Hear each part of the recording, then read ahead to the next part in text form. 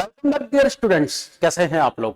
मैं उम्मीद करता हूं आप अच्छे होंगे और स्वस्थ होंगे और अपने जो सीजीएल मेंस का जो आपका पेपर देना है 25 अक्टूबर को, उसके लिए बेहतर तरीके से मेहनत कर रहे होंगे। चलिए मैं आपका स्वागत करता हूं स्कॉलर स्टडी सेंटर के ऑनलाइन प्लेटफॉर्म पर और मैं हूं आपका दोस्त योगेश कुमार, जो आपके सामने सीजीएल मेंस के जो प्रीवियस ईयर हुए आपके 2 मार्च, 3 मार्च एंड अगर हम बात करें 6 एंड 7 मार्च को, उसमें किस तरीके के रीजनिंग के क्वेश्चन पूछे जा रहे हैं उनको हम डे बाय डे डिस्कस कर रहे हैं। और आज हैं हम डे 6 में, और डे 6 में अगर आप यहां तक आए हैं तो मैं उम्मीद करूंगा कि आप पिछली जो वीडियो है डे 5 के, वहां तक आप वीडियो को देखकर आए। तो चलिए हम बढ़ेंगे और आज डिस्कस करेंगे 3 मार्च 2023 को जो आपका सीजीएल मेंस का एग्जाम कराया गया, फर्स्ट टाइम कंडक्ट कराया गया मेंस, उसमें किस तरीके के क्वेश्चन पूछे गए थे और उसमें रीजनिंग के क्वेश्चनों को कैसे आपको बूस्ट करना है अपने एग्जाम में, जो नेक्स्ट एग्जाम आप देने वाले हैं 25 अक्टूबर को, और उसी को ध्यान में रखते हुए कि आपके मार्क्स अच्छे से अच्छे आए सीजीएल में, और अगर आप हमसे पढ़ रहे हैं तो एक बेहतर स्कोर सीजीएल में करें। तो इसी के लिए हम आपके साथ मेहनत कर रहे हैं और आप भी हमारे साथ मेहनत करें और जुड़े रहें हम लोगों के साथ। चलिए बढ़ते हैं और देखते हैं कि रीजनिंग में किस तरीके के क्वेश्चन पूछे गए थे। बढ़ते हैं सबसे पहले क्वेश्चन को और देखते हैं पहला क्वेश्चन क्या है।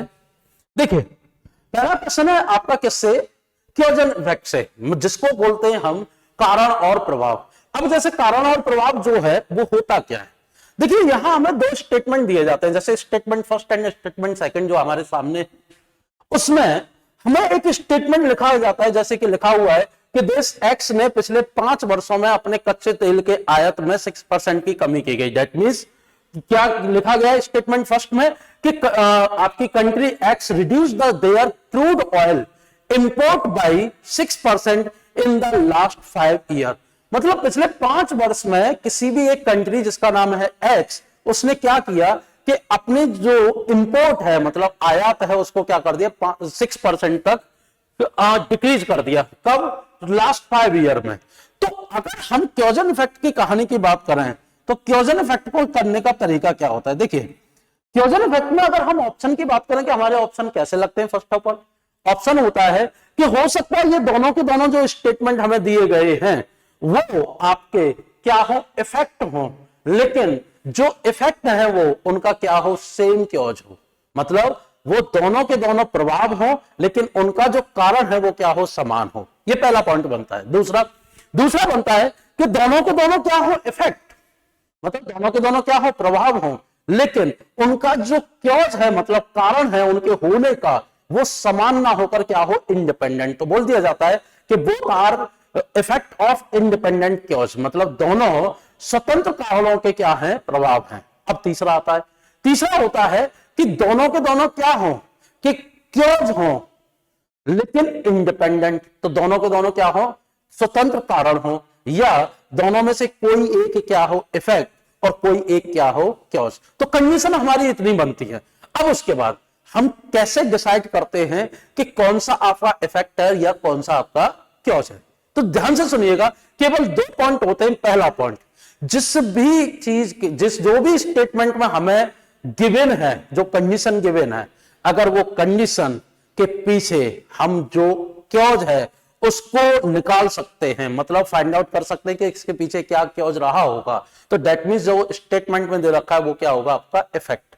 लेकिन जिस भी स्टेटमेंट में जो भी कंडीशन दे रखी है उसके पीछे का क्योज हम फाइंड आउट नहीं कर पाते हैं, तो जो भी स्टेटमेंट में दिया गया है वो क्या होगा, आपका क्योज होगा। लेकिन दोनों के दोनों अगर स्टेटमेंट में आपका क्या दे रखा है कि इफेक्ट है और उसका कॉमन क्योज हम फाइंड आउट कर सकते हैं, तो दोनों के दोनों क्या हो जाएंगे कि सेम क्योज के क्या हो जाएंगे, इफेक्ट हो जाएंगे। मतलब दोनों का जो कारण है वो समान होगा और दोनों का जो स्टेटमेंट दे रखा है वो क्या होंगे, उस कारण के प्रभाव होंगे। अब देखिए जैसे कि हम कंडीशन को पढ़ते हैं, पहला कह रहा है कि country X reduce their crude oil import by 6% in last 5 year. मतलब देश एक्स ने पिछले 5 वर्षों में अपने कच्चे तेल के आयात में 6% की कमी की है। कितने परसेंट की कमी की है, 6%। अब भाई हम ये कहें कि क्यों की है, तो इसके पीछे कारण खोजो। अगर कारण मिल जाता है तो क्या होगा कि वो जो स्टेटमेंट में रखा वो क्या होगा, इफेक्ट। अब जैसे कारण खोजें। तो यहां से कारण हमारे कई निकल सकते हैं। जैसे पहला कारण कि हो सकता है कि देश एक्स में जो क्रूड ऑयल है, जिससे आपका पेट्रोलियम, डीजल और बहुत सारी चीजें बनती हैं, उसकी जो खपत है, मतलब उसका कंजप्शन है, वो क्या हो रहा होगा, कम हो रहा होगा। ठीक, मतलब उसको उसकी जो खपत है देश में वो क्या हो रही है, कम हो रही होगी। और जब डिमांड कम होगी तो ऑब्वियस सी बात है कि कहीं ना कहीं जब वो इंपोर्ट करेगा तो वो ज्यादा क्यों करेगा, उसकी सप्लाई पर इफेक्ट तो पड़ेगा। क्योंकि इकोनॉमी भी कहती है कि डिमांड अगर कम है तो सप्लाई क्या होगी, ठीक, सप्लाई ज्यादा होगी। और जब सप्लाई ज्यादा, डिमांड कम है, तो दैट मींस हमारे पास पहले से ही भंडार है, तो हम दोबारा से उसको इंपोर्ट क्यों कराएं। दूसरा कारण ये हो सकता है कि हो सकता है कि देश में क्या हुआ हो कि देश में कोई भी आर्थिक संकट आ गया हो, या देश में कोई इमरजेंसी लग गई हो, या हो सकता है जैसे कोरोना काल में आपका लॉकडाउन लग गया हो, जिस वजह से वाहन चले नहीं। जब वाहन चले नहीं तो वो इंपोर्ट क्यों कराएगा। या तीसरा कारण क्या हो सकता है, तीसरा कारण हो सकता है कि हो सकता है पिछले 5 साल में क्रूड ऑयल की कीमतें क्या हो, ज्यादा बढ़ गई हो, और कोई भी देश जो एक्स है वो उसको इंपोर्ट कराने में इतना सक्षम ना हो, इसलिए उसने क्या कर दिया कि अपनी जो कंजप्शन है उसको रिड्यूस करके कितने % कर दिया, पिछले 5 साल में 6% तक कम कर दिया। अब इसके पीछे के कारण हम पता लगा सकते हैं, और जब पता लगा सकते हैं तो यही क्या हो गया कि पहला हमारा क्या दिखाई दे रहा है, इफेक्ट दिखाई दे रहा है। क्या दिखाई दे रहा है, इफेक्ट। मतलब ये क्या है, प्रभाव। क्या है ये, प्रभाव। उसके बाद बढ़ते हम कि देश एक्स में ऑटोमोबाइल उद्योग ने इस वर्ष अपने विकास मार्जिन में 13% की तीव्र गिरावट देखी। मतलब कि क्या कह रहा है, the automobile industry in country x has witnessed a sharp decline of 30% in its growth margin in this year. ठीक, मतलब एकदम क्या देखी कि उसने क्या देखा कि 13% की इस वर्ष में तीव्र गिरावट देखी। अब तीव्र गिरावट क्यों हो सकती है, तो कारण तो इसके पीछे का भी हम डेफिनेट पता लगा सकते हैं, लेकिन इसमें क्या कह रहा है, क्रूड ऑयल की बात कर रहा है, मतलब कच्चे तेल की, और यहां ऑटोमोबाइल उद्योग की बात कर रहा है। तो क्या दोनों एक दूसरे से कनेक्टेड है, नहीं। तो पहली चीज तो दोनों का जो क्योज होगा वो क्या होगा, अलग अलग होगा। दूसरा, दोनों के दोनों क्या है, दोनों के दोनों इफेक्ट हैं, और दोनों के दोनों इफेक्ट हैं, तो हमारा ऑप्शन क्या लगेगा, ऑप्शन लगेगा कि फर्स्ट और सेकंड दोनों स्वतंत्र कारणों के क्या है, प्रभाव हैं। तो मतलब first and second both are independent chaos.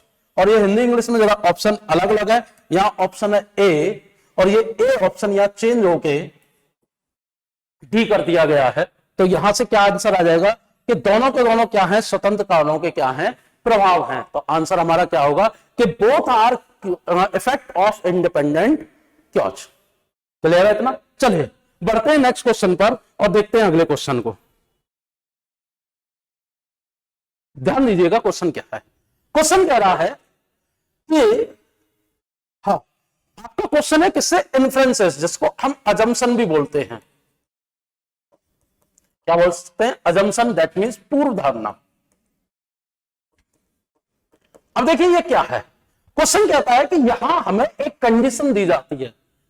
देखिए कि जो क्योजन इफेक्ट में क्या था, ये भी हमारा लॉजिकल रीजनिंग का पार्ट था, लेकिन लॉजिकल रीजनिंग क्योजन इफेक्ट में क्या होता है कि वहां कोई कंडीशन गिवन नहीं होती, वहां केवल 2 स्टेटमेंट सीधे सीधे दे दिए जाते हैं। यहां हमें पहले कंडीशन गिवन होती है और उसके बेस पर क्या दिए जाते हैं, स्टेटमेंट दिए जाते हैं। अब कंडीशन को पढ़ते हैं। क्या कहता है कि आपका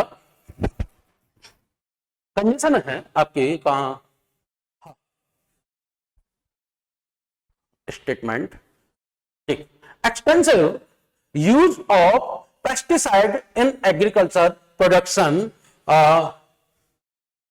contaminants soil and water remains in the crops and finally enter food chain, thereby poisoning threats to the human beings। ठीक, मतलब हिंदी में कि कृषि उत्पादन में कीटनाशकों का अत्यधिक उपयोग करने से मिट्टी और जल दूषित तो करते हैं, और फरवरी में उनका अंश जमीन में उनका अंश रह जाता है, और आखिरकार वो खाद्य श्रृंखला में प्रवेश करते हैं, जिससे मानवों के लिए खतरा पैदा हो जाता है। कहने का मतलब क्या है कि जो हम पेस्टिसाइड यूज करते हैं किसमें, अपने एग्रीकल्चर फील्ड में, उसमें क्या करता है कि जो जमीन में मतलब जो खेत है उसमें क्या होता है, उनका अंश रह जाता है, जिससे वो कहां जल को दूषित करते हैं तथा मिट्टी को दूषित करते हैं, और वो किसमें एंटर कर दिए जाते हैं, जो हमारी फूड चेन होती है, ठीक। और फूड चेन में वो क्या कर दिए जाते हैं, वो एंटर हो जाते हैं, जिससे कि क्या होता है कि जिसमें मानवों के लिए खतरा पैदा हो जाता है। अब इसकी पूर्व धारणा क्या है, पूर्व धारणा क्या है कि कृषि उत्पादन में कीटनाशकों का अत्यधिक उपयोग किया जाना लोगों के लिए अच्छा नहीं है। बिल्कुल, अगर इसकी स्टेटमेंट आने के पीछे कारण अनुमान क्या है कि अगर हम कीटनाशक ज्यादा प्रयोग करेंगे तो वो लोगों के लिए मतलब लोगों की हेल्थ के लिए क्या नहीं है, अच्छा नहीं है। तो पहला का पहला अजम्पशन क्या है, सही है। मतलब इस स्टेटमेंट के यहां होने का रीजन क्या है पीछे, तो वो हम क्या लगाएंगे, अनुमान लगाएंगे। अब दूसरा, कृषि उत्पादन में कीटनाशकों का अत्यधिक उपयोग करने से जल पर बुरा प्रभाव पड़ता है। बिल्कुल, ये स्टेटमेंट से आपका कनेक्टेड है और स्टेटमेंट से कनेक्टेड है, ये भी स्टेटमेंट से क्या है, कनेक्टेड है। तो देखिए, अजम्पशन का पहला रूल होता है कि अजम्पशन या inference is always related to given statement. तो दोनों के दोनों आपके क्या हैं, स्टेटमेंट से रिलेट करते हैं। दूसरा, वो दोनों के दोनों पॉजिटिव सेंस के होने चाहिए, दैट मींस उसमें प्रॉब्लम सॉल्व होनी चाहिए, या उसमें क्या बता रहा हो, उसमें यह बता रहा हो कि अगर आप ऐसा करोगे तो इसका प्रभाव ये पड़ सकता है, ठीक। तो बिल्कुल कह रहा है कि कृषि उत्पादनों में कीटनाशकों का अत्यधिक उपयोग किया जाना लोगों के लिए अच्छा नहीं है। क्या दे रहा है, राय दे रहा है। दूसरा, कृषि उत्पादन में कीटनाशकों का अत्यधिक उपयोग करने से जल पर बुरा प्रभाव पड़ सकता है। बिल्कुल सीधी सीधी बात है, अगर कीटनाशक ज्यादा होंगे तो कहीं ना कहीं जो स्रोत होते हैं, और जो स्रोत के दैट मींस हमारा पक्का तो होता नहीं है खेत, तो वो क्या होता है कि उसमें कीटनाशक का हम प्रयोग करेंगे तो जमीन के माध्यम से जो पानी है वो कहां जाएगा, हमारे स्रोत में जाएगा, जिससे कि अगर वो पीने में यूज आता है तो वो भी क्या हो जाएगा, दूषित हो जाएगा। तो दोनों के दोनों अनुमान हमारे सही है। तो आंसर हमारा क्या लगेगा कि फर्स्ट और सेकंड दोनों अनुसरण करते हैं। तो ऑप्शन क्या हो जाएगा कि both first and second are follow. Clear है, पढ़ते हैं आगे और देखते हैं नेक्स्ट क्वेश्चन क्या है। नेक्स्ट क्वेश्चन है बेटा, नेक्स्ट क्वेश्चन है बच्चों आपका किस्सा एम्बेडेड कंप्लीट फिगर का। मतलब जब हम फिगर को कंप्लीट करें तो कैसे, देखिए फिगर को कंप्लीट करने के लिए कुछ नहीं करना है आपको, जो यहां जिस तरीके से फिगर ऊपर दे रखा है उसकी मिरर इमेज नीचे बना देनी है। जैसे कि इसके अपोजिट में जो है उसकी मिरर इमेज नीचे बना देनी है, और मिरर इमेज क्या बनेगी, एक ये आएगी, दूसरा आपकी ये वाली लाइन यहां कनेक्ट होगी, ये वाली लाइन आपकी यहां कनेक्ट होगी, और उसके बाद आपका क्या होगा, एक डार्क लाइन और बनेगी जो आप सबसे अलग होगी। अब देखिए, अब यहां से अगर देखें कि हमारा कौन सा ऑप्शन निकल कर आ रहा है, और लास्ट में हमें ये लाइन और देखनी है, दैट मींस ये ट्रायंगल के अंदर हमें इतनी सारी चीजें देखनी है। देखिए आपकी अगर हम सबसे पहली लाइन देखें तो डार्क है जो कि नहीं होगी, यहां लाइन जो है ब्रेक हो रही है जो कि नहीं होगी, उसके बाद यहां आपका क्या दे रखा है, एक एक्स्ट्रा सर्कल दे रखा है जो कि नहीं होगा। अब उसके बाद हम देखें कि यहां आपकी लाइन कितनी है, 1 2 3 एंड 4, यहां लाइन कितनी है 1 2 3, और यहां कितनी है 4। तो ये आपका ऑप्शन जो है यहां ये ऑप्शन गलत बनाया गया है, यहां डार्क नहीं लाइट होगी लाइन, और लाइट होगी तो हमारा ऑप्शन कौन सा हो जाएगा, फर्स्ट। क्लियर है दोस्तों, चलिए बढ़ते हैं नेक्स्ट क्वेश्चन पर और देखते हैं अगला क्वेश्चन क्या है। देखिए अगला क्वेश्चन है आपका चैप्टर कोडिंग डिकोडिंग से, कोडिंग डिकोडिंग। कोडिंग डिकोडिंग के ये उस वाले पार्ट से है, मतलब जिसको सांकेतिक भाषा बोला जाता है, जिसमें कहा जाता है कि किसी भी एक कोड, जैसे कि कहा गया है कि इन अ सर्टेन लैंग्वेज, मतलब निश्चित कोड भाषा में cross is written as 66, cross को क्या लिखा गया है 66, and chart is written in as 90, मतलब चार्ट को क्या लिखा गया है 90। तो how is symbol is written in that language. देखिए दोस्तों, अगर हम इस वाले क्वेश्चन को बात करें तो इस वाले क्वेश्चन में करना क्या है कि जो आपका क्रॉस है CROSS, आप सबसे पहले इनकी क्या रखें, सबसे पहले इनकी प्लेस वैल्यू रखें, और प्लेस वैल्यू रखकर अगर देखें तो C का जो अपोजिट होता है वो होता है X, R का अपोजिट होता है I, O का अपोजिट होता है एल, एस का एच एंड अगेन एच, और अब इनकी प्लेस वैल्यू जैसे 24, 9, 12, 8 एंड 8, और अगर इनको हम ऐड करते हैं तो ये हो गया कि 24 एंड 16 कितना हो गया 40, एंड 14 एंड 21 कितना हो गया 61. How many word in alphabet? Sorry, word. How many alphabet in the given word? तो 1, 2, 3, 4 and 5. तो हम 5 को ऐड कर देंगे तो हमारे पास कितना निकल के आ गया 66. क्लियर है? अब उसके बाद जैसे कि अगर हम आगे देखें कि कहा गया है कि चार्ट, और चार्ट का क्या है, जैसे CHART, इसका अपोजिट सबसे पहले हम करेंगे तो C का अपोजिट होता है X, H का अपोजिट होता है S, A का अपोजिट Z, R का अपोजिट कितना होता है आपका I, और T का अपोजिट होता है G. प्लेस वैल्यू अगर देखें तो ये हो गया 24, 19, 26, 9 एंड 7, और सबको क्या कर दें हम प्लस, और सबको अगर प्लस करेंगे तो प्लस करने के बाद हमारा आंसर कितना निकल के आएगा 85, और total alphabet in the given word कितने हैं 5, तो ऐड कर दिया तो हो गया कितना 90. मतलब यहां जो लॉजिक चल रहा है वो लॉजिक क्या है कि जो भी हमें वर्ड दिया गया है उसमें जो अल्फाबेट है पहले उनका अपोजिट करिए, और अपोजिट करने के बाद वहां जो प्लेस वैल्यू दे रखी है अपोजिट अल्फाबेट की उनको हम क्या करेंगे ऐड, प्लस करेंगे the number of alphabet in the given word, उनको प्लस कर देंगे. इसी तरीके से अगर हम सिंबल का आंसर निकालें तो सिंबल का हो गया आपका जैसे S, Y, M, B, O and L. S की प्लेस, एस का अपोजिट होता है एच, वाई का होता है बी, एम का होता है एन, बी का अपोजिट वाई, ओ का होता है आपका एल, और एल का क्या होता है ओ. अब देखिए ये कितना हो गया 8 एंड 2 10, 14 24 एंड 25, ठीक, 44 एंड 5 49 एंड 12, 49 एंड ये कितना हो गया 15. तो 49 प्लस आपका कितना 27, तो कितना हो गया ये 6 एंड 4 और 2 6 एंड 7, और इसमें हम प्लस कर देंगे 1 2 3 4 5 6 को, तो ये कितना हो गया आपका 82. आंसर क्या हो जाएगा 82. क्लियर है दोस्तों? चलिए बढ़ते हैं नेक्स्ट क्वेश्चन पर और देखते हैं अगले क्वेश्चन को. क्वेश्चन क्या कह रहा है? क्वेश्चन है आपका किससे, कोर्स ऑफ एक्शन से, और ये भी आपका किसका पार्ट है, लॉजिकल रीजनिंग का. और लॉजिकल रीजनिंग का पार्ट है तो एक चीज ध्यान देना कि आपको यहां से एक चीज समझ में आ रही होगी पेपर को देखकर कि लॉजिकल रीजनिंग प्री में अगर इतना नहीं पूछा जाता है लेकिन मेंस के लिए बहुत इंपॉर्टेंट है, क्योंकि लॉजिकल रीजनिंग में आपके 5 टॉपिक होते हैं. पहला होता है आपका कौन सा, statement and conclusion, assumption, cause and effect, उसके बाद argument, course of argument and inferences. ठीक, तो ये आपके क्या निकल के आते हैं, 5 टॉपिक आते हैं, और देखते हैं इनमें क्या क्या है. अब देखिए पहला यहां क्वेश्चन दे रखा है किससे, कोर्स ऑफ एक्शन से. कोर्स ऑफ एक्शन का सीधा सीधा मतलब यह होता है कि जो भी यहां है उसमें क्या कार्रवाई की जा रही है.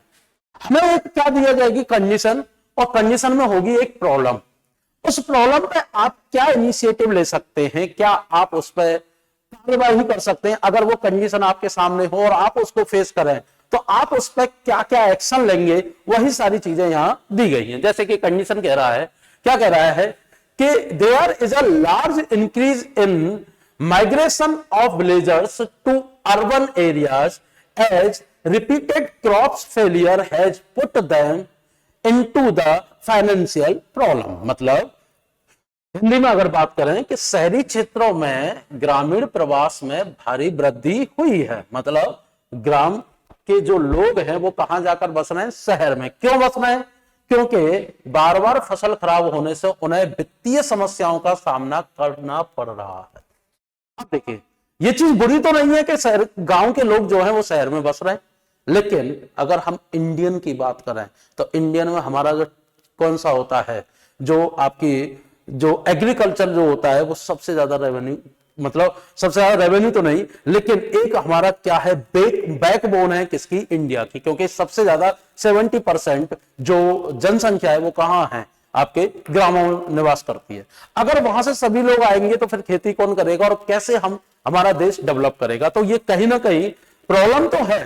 ठीक, अब प्रॉब्लम है तो उसका सॉल्यूशन क्या है, क्या करना चाहिए? ग्रामीणों को उनके गांव में आय का एक वैकल्पिक स्रोत प्रदान किया जाना चाहिए ताकि वे वही रहे। ये नहीं ये वही है, वो क्या करें, वही रहे। तो बिल्कुल सही है। देखिए जैसे कि जो ग्रामीण है, भाई अगर हमें एग्रीकल्चर लैंड को बचाना है तो उसको बचाने के लिए हमें क्या करना चाहिए कि जो ग्रामीण गांव से उठकर कहां आ रहे हैं, शहर में। क्यों आ रहे हैं?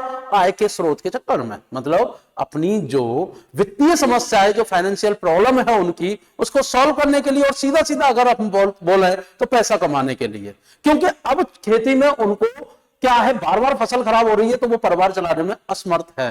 तो सरकार को क्या करना चाहिए कि ग्रामीणों को उनके गांव में एक वैकल्पिक स्रोत प्रदान करना चाहिए जिससे कि वो वहीं रहें और वहीं से अपनी वित्तीय समस्या को सॉल्व कर सके, और साथ के साथ जो एग्रीकल्चर पॉइंट है, जो एग्रीकल्चर लैंड है या एग्रीकल्चर है, उस पर भी अपना ध्यान दे सके। तो बिल्कुल सही है कि ऐसा सॉल्यूशन या ऐसी कार्रवाई होनी चाहिए। दूसरा कह रहा है कि उनके अस्तित्व को सुनिश्चित करने के लिए विस्थापित ग्रामीणों को शहरी क्षेत्र में आवास के सभी विकल्पों तक पहुंच प्रदान करनी चाहिए। सभी विकल्पों तक पहुंच प्रदान करनी चाहिए, मतलब सभी विकल्पों की अगर बात करें तो किस प्रकार के विकल्प? क्या इसमें कोई लिमिट है? नहीं। तो सभी विकल्पों में अगर हम उनको सारे विकल्पों में पहुंच प्रदान करवा देंगे तो शहरी लोगों का क्या होगा? दूसरी चीज यह है कि अगर जो ग्रामीण है वो आपके सभी विकल्पों में क्या करेंगे, शहर में आकर सब कुछ अगर उन्हें मिल जाएगा तो क्या वो एग्रीकल्चर की जो प्रॉब्लम हम फेस कर रहे हैं किसमें, अपनी कंडीशन में, तो क्या उसको सॉल्व कर पाएंगे? उसको बिल्कुल सॉल्व नहीं कर पाएंगे, जबकि उसको क्या हो जाएगा, वो प्रॉब्लम जो है बढ़ेगी। जबकि कार्रवाई आपकी ऐसी होनी चाहिए जिससे कि प्रॉब्लम क्या हो, कम हो। तो दूसरा वाला हमारा क्या होगा, गलत होगा। तो यहां आपका आंसर क्या होगा? आंसर होगा कि केवल पहला का पहला क्या करता है, अनुसरण करता है, ओनली फास्ट फॉलो। क्लियर है दोस्तों? चलिए बढ़ते हैं नेक्स्ट क्वेश्चन पर और देखते हैं अगला क्वेश्चन क्या है। अगला क्वेश्चन है आपका पेपर कटिंग एंड फोल्डिंग का, मतलब जिसको कागज को मोड़ना और फिर उसको काटकर ओपन करना। देखिए जैसे कि ये पूरा एक कागज था, कंप्लीट पेपर, इसको फोल्ड किया गया ऊपर से नीचे, तो ये पेपर कितना हो गया, यहां कर 1/2, और इसको दोबारा से फोल्ड कर दिया गया तो पेपर कितना हुआ, 1/4। अब 1/4 तो फर्स्ट पेपर का 1/2 और 1/4। अब देखिए जब हम इसको ओपन करते हैं, जैसे हमने इसको ओपन करके दिखाया है किसमें, एग्जाम में, कि इसकी क्या बना दी गई है, मिरर इमेज। और जब मिरर इमेज है तो इसको जब हम ओपन करेंगे तो ये दोनों पॉइंट कहां जाएंगे, इस पॉइंट पर। उसके बाद यहां से क्या हो जाएगा कि यहां से ये सारी चीजें कैसे जाएंगी, इस तरीके से, एंड देन इस तरीके से, ठीक, और इस तरीके से, एंड देन इस तरीके से। तो यहां ऐसा कौन से में मिल रहा है, देखिए इसमें एक तो मिल रहा है लेकिन दूसरा नहीं मिल रहा है, ये क्या हो गया है, गलत। यहां दोनों इसी तरीके से मिल रहे हैं लेकिन अपोजिट नहीं, एक जैसे मिल रहे हैं, तो क्या हो जाएगा, गलत। और यहां एक नहीं मिल रहा है, क्या हो जाएगा, गलत। तो आंसर कौन सा हो गया, ओनली सेकंड। क्लियर है दोस्तों? बढ़ते हैं आगे और देखते हैं अगला क्वेश्चन क्या है। अगला क्वेश्चन है दोस्तों आपका इनइक्वालिटी का। अब जैसे इनइक्वालिटी की हम बात करें तो इनइक्वालिटी में जब हमने सेकंड मार्च का पेपर डिस्कस किया था तो वहां हमने ऐसा एक क्वेश्चन किया था। हमारे दो फैमिली होती है, कौन कौन सी? एक फैमिली होती है जिसको बोलते हैं हम सेम फैमिली, क्या बोलते हैं, सेम फैमिली।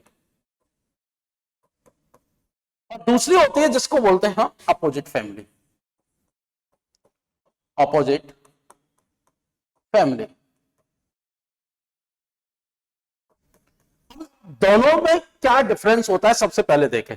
देखिए सेम फैमिली दैट मींस जब कभी भी कोई भी साइन ऐसा आता है आपका जिसमें क्या हो, ग्रेटर हो, मतलब बड़ा हो, बड़ा बराबर हो और बराबर हो, तो वो किसकी फैमिली कहलाई जाती है, एक्स की। और दूसरा अगर जिसमें छोटा हो मतलब स्मॉलर, स्मॉलर इक्वल हो या इक्वल हो, या लेस की बात करें तो वो किसकी फैमिली होती है, वो होती है आपकी वाई की फैमिली। अब दोनों फैमिली में वो स्टेटमेंट, जो कौन सा स्टेटमेंट, जो आपका अकॉर्डिंग टू कंक्लूजन बना है। अब अकॉर्डिंग टू कंक्लूजन कैसे, मतलब जो निष्कर्ष के अकॉर्डिंग कथन में से डिफरेंट कथन बना है। कैसे, देखिए यहां क्या दे रखा है, बी और एफ। तो अगर हम बी से लेके एफ तक जाए तो ये एक स्टेटमेंट है ए से लेके एफ तक, लेकिन हमें इस कंक्लूजन जो आपका बी और एफ है, जो एलिमेंट बी और एफ है, उसके हिसाब से हमें केवल ये देखना है कि बी से एफ और एफ से बी हमें कौन कौन से साइन दे रखे हैं। अब देखिए, अगर हमारे घर में हम मौजूद हैं, हमारे फादर मौजूद हैं, हमारी मदर मौजूद हैं, तो हमारे घर में चलेगी किसकी? हमारे फादर की। अगर पापा नहीं है तो किसकी चलेगी? मदर की। और फिर अगर पापा मम्मी दोनों नहीं है तो किसकी चलेगी? आपके बच्चों की चलती है। अब देखिए, अगर हम फैमिली में बात करें तो ये जो है, ये है हमारे फादर, ये कौन है? मदर, और ये है हमारे चाइल्ड, एक मतलब फैमिली के चाइल्ड। जब कभी भी केवल आपके फेस ऐसे आए, कोई स्टेटमेंट, जो स्टेटमेंट किससे बना है? आपका कंक्लूजन से, उसमें अगर greater, greater equal, equal, greater, greater equal अगर आता है, तो अगर पापा मौजूद हैं तो हमेशा किससे रिलेशन बनेगा? फादर के हिसाब से। दैट मींस ग्रेटर साइन हमारा यहां आएगा। अगर मान लीजिए केवल ये मौजूद है, greater equal, greater equal, equal, greater equal, तो मदर मौजूद है तो रिलेशन किसके बेसिस पर बनेगा? मदर के बेसिस पर। तो अगर जो सेम टू सेम रिलेशन निकल के आता है वो किसमें आता है? सेम फैमिली में। और सेम फैमिली अगर जो रिलेशन निकल के आ रहा है वो सेम टू सेम कंक्लूजन में गिवन हो, तो वो हमारा क्या होता है? ऑप्शन सही होता है। अब देखिए कैसे, जैसे कि क्या कह रहा है कि सी से लेके ए, हम पहले इसको देखते हैं, सी से ए। अब सी से ए की कहें या ए के सी की कहें, तो यहां से अगर देखें तो हमारे स्टेटमेंट क्या बनना है? A equal to B and greater than equal to C, मतलब बी के और बी बड़ा बराबर है किससे? सी से। तो अगर यहां ए और सी की बात करें तो ए और बी में तो कोई अंतर रहा नहीं, तो सीधा सीधा ए और सी का रिलेशन क्या निकल के आ जाएगा कि ए सी से क्या है? बड़ा बराबर है। मतलब इसका क्या है कि सी छोटा बराबर है किससे? ए से। अब जब ए सी से बड़ा बराबर है और मतलब सी ए से छोटा बराबर है, तो क्या ये रिलेशन सेम टू सेम यहां दे रखा है? नहीं, और नहीं दे रखा तो यही ऑप्शन क्या हो जाएगा? आपका गलत हो जाएगा। अब पहले वाले की बात करते हैं। अब पहले वाले में अगर हम देखें तो पहले वाले में हमें दिखाई दे रहा है क्या कि आपका बी से लेके एफ तक हमें देखना है, और बी से लेके एफ तक आपके साइन क्या है? साइन है आपका पहला ग्रेटर इक्वल, दूसरा है लेस इक्वल। ध्यान दीजिए, अपोजिट साइन होता है जब एक ही स्टेटमेंट में दोनों फैमिली के पर्सन आ जाए, या दोनों साइन फैमिली के साइन एक ही स्टेटमेंट में आ जाए। तो जैसे कि ग्रेटर इक्वल लेस इक्वल हो, या ग्रेटर हो लेस इक्वल हो, मतलब स्मॉलर इक्वल, ग्रेटर इक्वल हो या स्मॉलर हो, और ग्रेटर हो या स्मॉलर हो। ठीक, तो ये क्या कहलाए जाते हैं? आपके अपोजिट फैमिली के साइन कहलाए जाते हैं। और जब भी अपोजिट फैमिली के साइन एक ही स्टेटमेंट में है, कौन सा स्टेटमेंट? जो कंक्लूजन के अकॉर्डिंग बना है, तो वहां कभी भी कोई भी रिलेशन फॉलो नहीं होता। तो अगर हम देखें कि बी से लेके एफ तक ग्रेटर इक्वल लेस इक्वल, आगे बढ़ने की जरूरत नहीं है, ये कंक्लूजन क्या होगा? गलत। और जब दोनों के दोनों कंक्लूजन गलत होंगे तो ऑप्शन हमारा कौन सा होगा? कि ना तो पहला निष्कर्ष सही है और ना ही दूसरा। क्लियर है दोस्तों? चलिए बढ़ते हैं आगे और देखते हैं नेक्स्ट क्वेश्चन पर।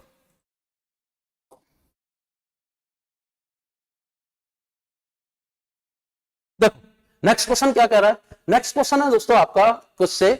आपका कोडिंग डिकोडिंग से। किससे है? Coding decoding. और कोडिंग डिकोडिंग से ये जो क्वेश्चन हमें यहां दे रखा है, इसमें क्या कह रहा है? देखिए, हमें एक वर्ड दिया गया है कॉम्पैक्ट, COMPAQ, और इसको कोड कर रहा है किसमें? DQNR और S। अगर हम C से देखें तो C से D तक जाने के लिए C से जस्ट अगला हम कहां जा रहे हैं? D, तो मतलब क्या कर रहा है? +1। O से अगर हम देखें Q तक, तो O से क्या कर रहा है? देखिए O, P एंड Q, तो हम कितना बढ़ रहे हैं? O को छोड़ दे कितना जा रहे हैं? +2। M से अगर N तक जा रहे हैं तो क्या हो रहा है? M और जस्ट अगला N मतलब +1। उसके बाद P से अगर हम R तक जा रहे हैं तो P को छोड़कर Q एंड R कितना आगे बढ़ रहे हैं? 2। तो हमारा लॉजिक क्या चल रहा है? आगे बढ़ने की जरूरत नहीं है, यहीं से पकड़ में आ रहा है। +1 +2 +1 +2, एक ऑल्टरनेट पैटर्न यहां फॉलो कर रहा है। और जो ऑल्टरनेट पैटर्न यहां फॉलो कर रहा है उसमें अब हमें लगाना है किसमें? मोटोरोला में। तो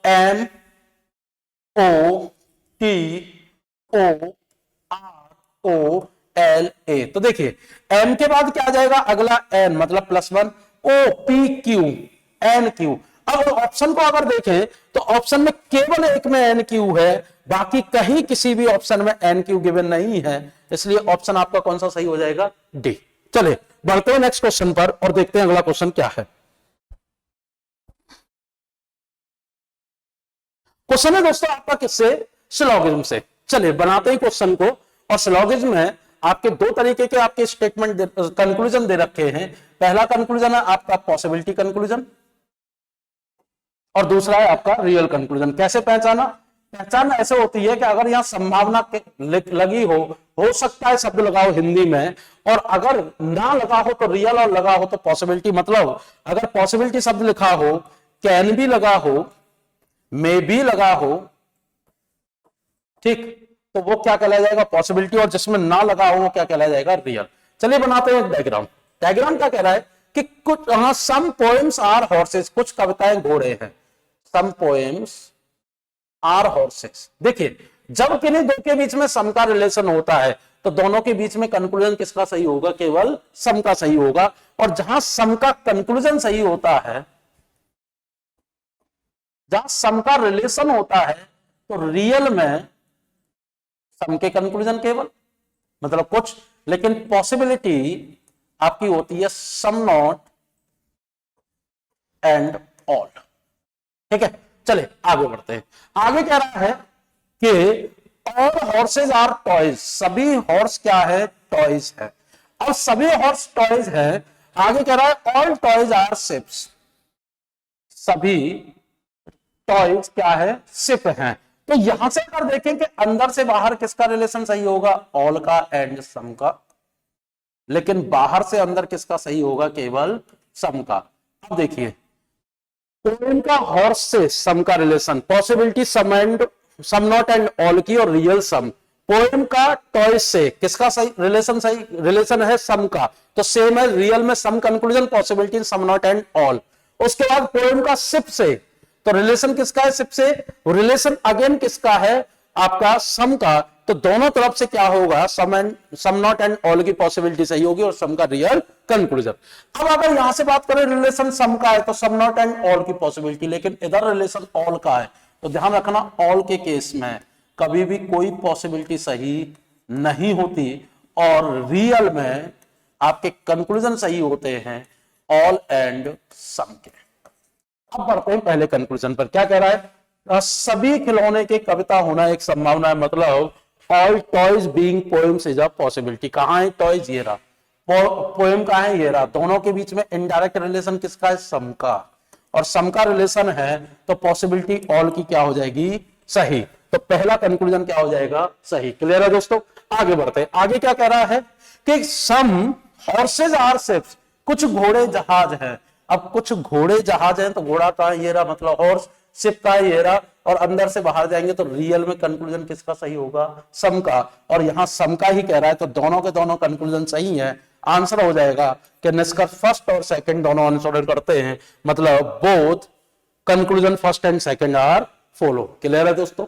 समझ में आ गया होगा? चले बढ़ते हैं और देखते हैं नेक्स्ट क्वेश्चन को।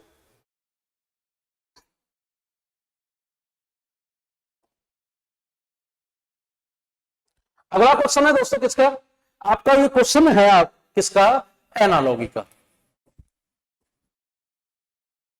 और एनालॉगी का क्वेश्चन क्या कह रहा है? देखिए कह रहा है CLQ, मतलब हैश की जगह पर एक 3 अल्फाबेट का कोई एक शब्द आएगा और परसेंटेज की जगह पर 3 अल्फाबेट आएंगे और हैश दे रखा है यहां, जैसे DIS, EIT, AJS, AAO, AOO, और परसेंटेज की जगह पर PBN, QBN, MAM and PAM। ये हमें यहां दे रखा है। अब इसको हम करना कैसे?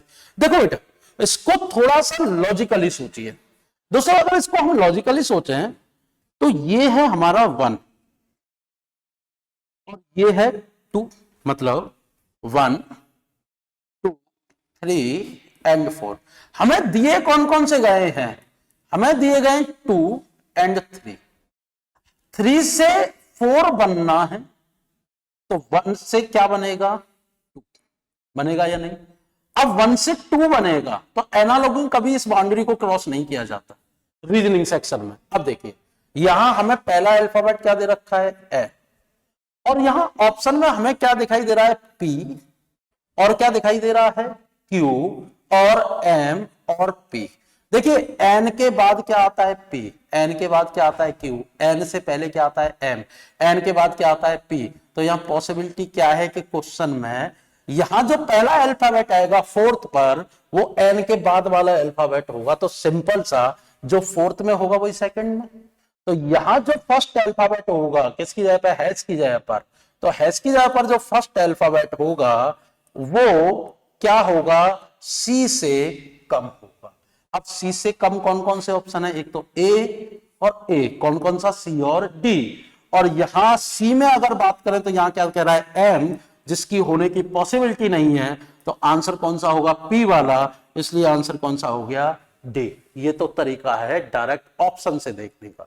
लेकिन अगर इसको हम ऐसे करें तो हम लगाकर देख लेते हैं इसको। सबसे पहले तो कह रहा है ए ओ ओ सी और उसके बाद एड क्यू, ए की प्लेस वैल्यू 1, ए की प्लेस वैल्यू 1, उसके बाद ओ 15, अगेन 15, सी 3, 12 एंड ठीक, सॉरी ये क्यू है और क्यू दैट मीन्स 17।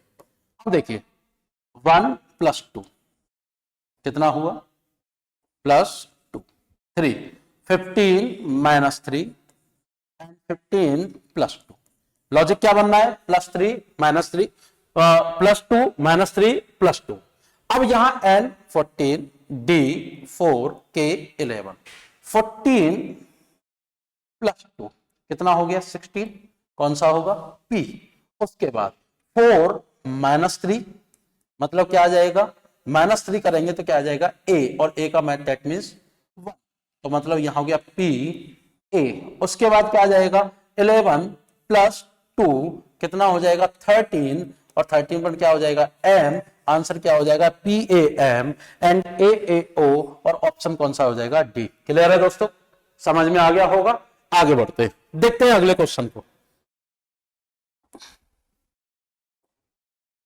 देखिए अगला क्वेश्चन है आपका ब्लड रिलेशन का, और यहां ये है कोडेड ब्लड रिलेशन को। और जो हमें यहां इक्वेशन गिवन होती है उसको हमें क्या करना होता है, सॉल्व करना होता है, और जो कोड में जो रिलेशन दे रखे हैं उनको रखते हुए चलिए करते हैं। कह रहा है कि S%D, हमारे दो पर्सन है S और D, दोनों के बीच में हमें क्या दे रखा है, परसेंटेज, और परसेंटेज किस रिलेशन को रिप्रेजेंट कर रहा है, पत्नी को। अब देखिए हम जानते हैं कि जब भी हम जेंडर की बात करते हैं तो जेंडर में जो मेल होता है उसके लिए हम प्लस, और फीमेल के लिए क्या लगाते हैं, माइनस। अब देखिए एस डी मतलब परसेंटेज, तो एस वाइफ है, किसकी वाइफ है, डी की। अगर वाइफ है तो मतलब फीमेल माइनस साइन, और किसकी वाइफ है, डी की, और हस्बैंड वाइफ के रिलेशन के लिए हम लगाते हैं पैरेलल लाइन, और डी क्या हो गया, उसका हस्बैंड। आगे क्या कह रहा है, डी हैश एफ, हैश किसको रिप्रेजेंट कर रहा है, ब्रदर को। डी भाई है किसका, एफ का। अगर आपका जैसे ब्रदर की कंडीशन मतलब सेम जनरेशन आती है तो उसको सिंगल हॉरिजॉन्टल लाइन, और वो भाई है किसका, एफ का। आगे कह रहा है एफ एट द रेट किसको रिप्रेजेंट कर रहा है, डॉटर को। अब डॉटर जो होता है वो 1 जनरेशन गैप, जैसे हमारी पुत्री, हमारा बेटा, ये क्या है, 1 जनरेशन गैप।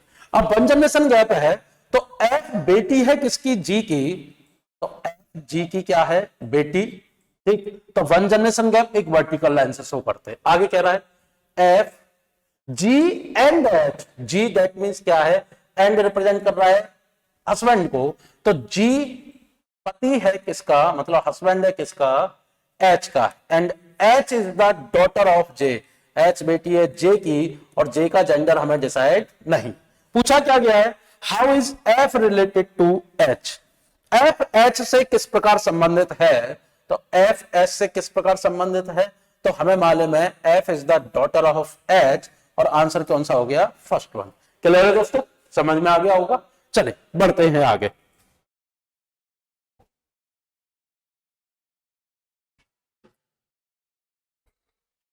क्वेश्चन कह रहा है कि निम्न शब्दों में से 3 किसी प्रकार समान है, that means 3 of the following words are alike same manner and hence form a group, मतलब एक ग्रुप समूह बनाते हैं, ठीक। कौन सा शब्द उस समूह से संबंधित नहीं है, ठीक, उस अर्थपूर्ण अंग्रेजी शब्द के रूप में माना जाना चाहिए तो उस शब्द के अक्षरों की संख्या, व्यंजन या स्वरों की संख्या के आधार पर उन्हें समूहबद्ध नहीं किया जाना चाहिए। अब जैसे कह रहा है कि फ्लूट मतलब बांसुरी, ठीक, पिकोलो, ठीक, उसके बाद पियानो एंड जो आपकी क्लेवेंट मतलब सहनाई जो होती है उसको। अब देखिए अगर हम बांसुरी की बात करें, हम पिकोलो की बात करें, सहनाई की बात करें, ये सभी के सभी आपके मुंह से बजाने वाले क्या हैं, वाद्य यंत्र हैं। लेकिन जो पियानो है वो किससे बजता है, वो हमारे हाथों से बजता है, इसलिए जो डिफरेंट हुआ वो कौन सा हुआ, पियानो। क्लियर है दोस्तों? चलिए ये आपका क्लासिफिकेशन का क्वेश्चन है। चलिए बढ़ते हैं आगे और देखते हैं नेक्स्ट क्वेश्चन को।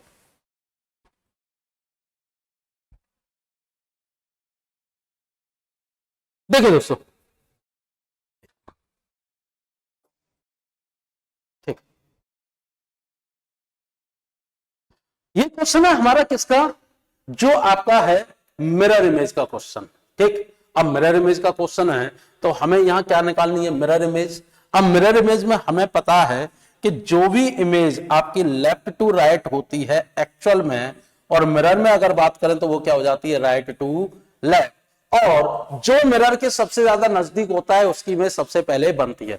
तो देखिए अगर हम आर की मिरर इमेज की बात करें तो आर की जो मिरर इमेज है वो किस तरीके से बनती हुई नजर आएगी, इस तरीके से। तो चलिए देखते हैं कहां कहां ये सेम मिल रहा है।